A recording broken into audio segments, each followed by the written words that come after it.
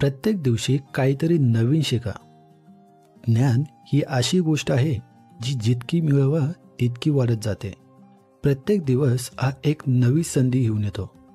शिकण्याची, समजून घेण्याची, स्वतःला सुधारण्याची. जीवनात पुढे जायचं असेल तर केवळ अनुभव नव्हे तर सतत शिकण्याची वृत्ती हवी.